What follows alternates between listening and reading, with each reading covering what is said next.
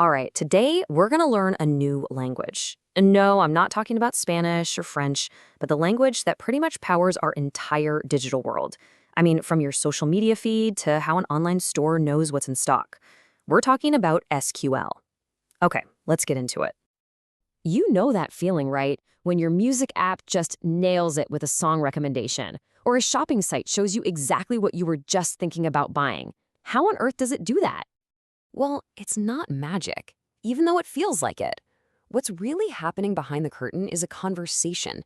The app is constantly asking its database, which is just a huge organized library of information, questions like, hey, what kind of stuff has this person liked before?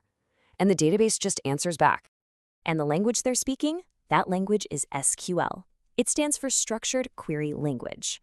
You can think of it as the universal translator between us and all that data. It's how we ask super specific questions to get exactly the answers we need. So how do you even start one of these conversations in SQL? Well, it all begins with two super important words that are the foundation for almost every question you'll ask: select and from. This is basically the what and the where of your request. First things first, we have to know where the information is. In the world of SQL, all that data is neatly organized into tables, kind of like this product table you see here. Honestly, just picture a spreadsheet. Each row is one item, and each column, like p-descript for the description or p-price for the price, holds one specific piece of info about that item. In this quote right here, this is the golden rule. It really boils everything down. Every basic SQL question follows this simple logic.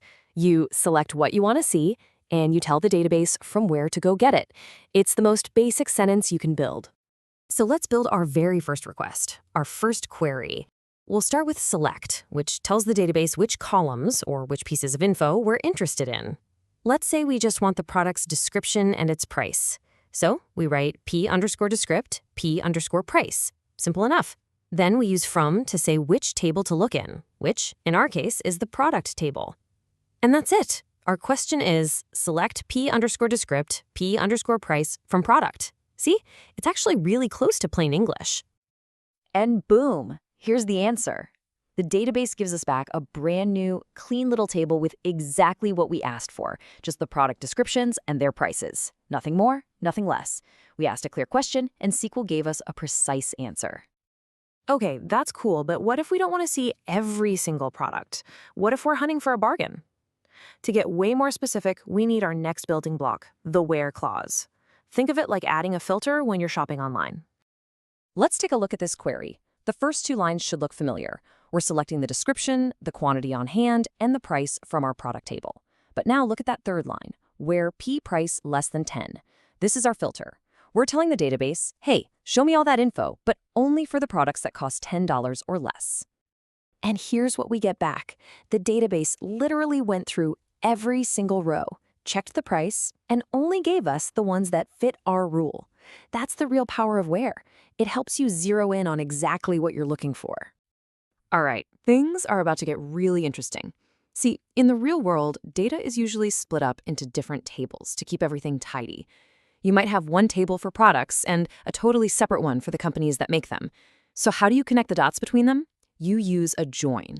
And trust me, this is where SQL starts to feel like a superpower. So check this out.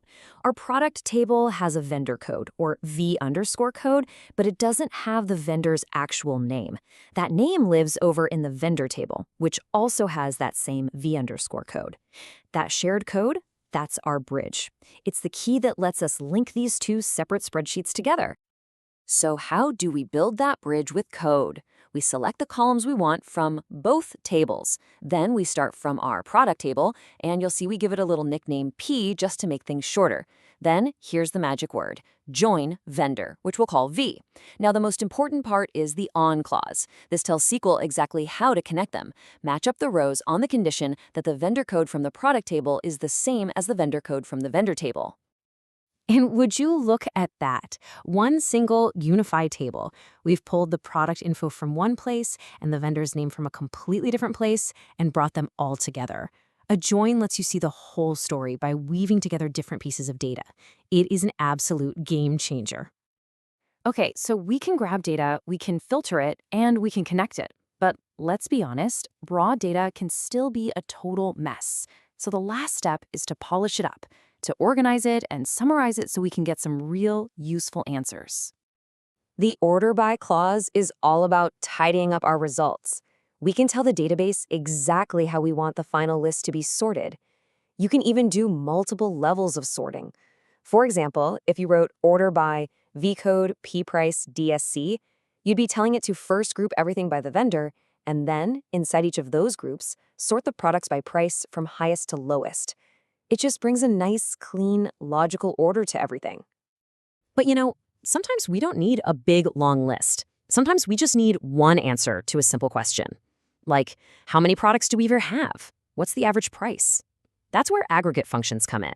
They take a whole column of data and just boil it down to one useful number. Let's look at one of the most popular ones, count. The query could not be simpler. Select count star from product. That little star just means all the rows. So we are literally asking the database, hey, just count up all the rows in the product table and give me the final number. And there you have it. That's the answer. It's not a table, it's not a list, it's just one powerful number, 16. That's the beauty of aggregate functions. They can turn a giant spreadsheet into a single direct insight. So let's do a quick recap of our new toolkit. We have select to choose what we want, from to say where it is, where to filter things down, join to connect different tables, order by to sort the results, and functions like count to summarize everything. With just these few commands, you have the basic grammar to start having some really smart conversations with data. So there you have it. You've just learned the fundamentals of the language that organizes our entire digital world. And being able to ask data a direct question and get a direct answer, well, that's a serious superpower. So the only question left is, what are you going to ask first?